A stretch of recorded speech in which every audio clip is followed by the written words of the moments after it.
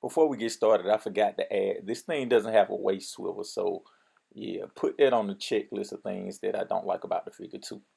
What's up, YouTube? It's your boy DR2727. Shout out my Transformers collectors, one tour scale collectors, whatever you collect, shout out to you. And this week's 2MP and not 10MP is FansToys Rouge, their version of Arcee, or Rogue, however you pronounce it, but it's their version of Arcee.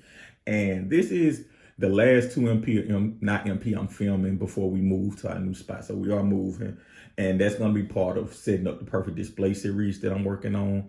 So make sure you check that series out. I'll put it'll probably be in the after credits of this. But anyway, this is FansToys Rouge, their Arcee, and we're going to just talk about what I don't like and what I do like. And what I don't like about it is kind of the actual implementation of it, for lack of a better term. Like, it looks like Arcee, but it's not built horribly, it's just built wrong. Like, the main problem is the feet are so small that it can barely stand up. The materials are really good, so the feet are so small they can't support the weight of the plastic and the die cast and kind of just the great materials they use in general. And one of my problems with this is that it feels very dainty. It doesn't feel frail. Trust me, it's not frail. It's basically falling every day on my display because it can barely stand up.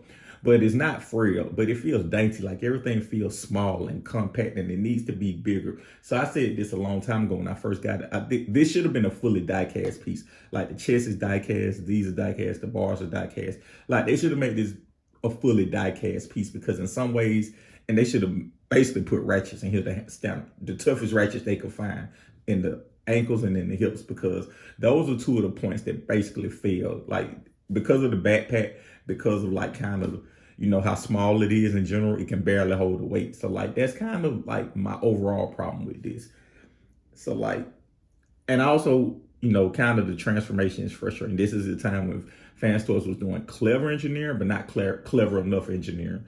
But, you know, those are the things that I don't like. And it's all wrapped up into kind of those feet, those ankles, the hips, and kind of, you know, the direction they went in this figure is, it's built really well, it's built well, but not good enough, if that makes sense.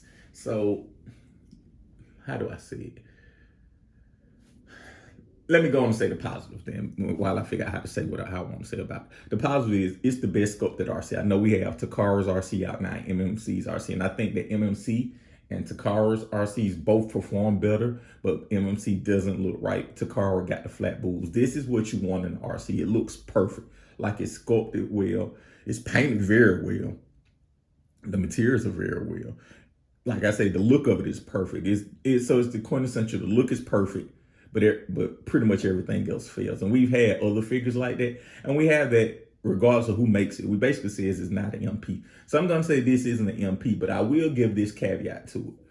I think Arcees deserve to be graded on the curve, because I think that Arcees, Megatrons, and Ironhide / Ratchets are the hardest Transformers to do. So I think that you're already walking into it kind of with one hand tied behind your back when you design and make these things. So I don't know if I've ever seen a really great Megatron, really great Arcee. Takara made a great Ironhide, a good enough Ironhide to me. That's the closest to great that any of those three figures got. But I think that this isn't an MP, but it looks MP. So let me say it like this.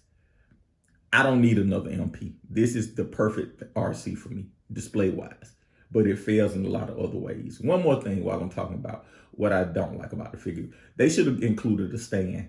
I know Transformers fans aren't used to like those stands that you get with like McFarlane figures, like the DC the new DC figures Todd McFarlane is doing. Just a little circle with the peg in it. But they should have did that for this, because this, if you're gonna nail the sculpt like this and get the sculpt completely right, they should have known this wouldn't stand that well, and they should have actually added a flight stand to it. But if you want my recommendation, I've handled the MMC one. The MMC one is the best articulated by far and the most stable built. Takara kind of gets the best blend of both worlds, meaning it has the best alt mode, but it kind of gets a little bit of the aesthetic right and a little bit of the articulation right.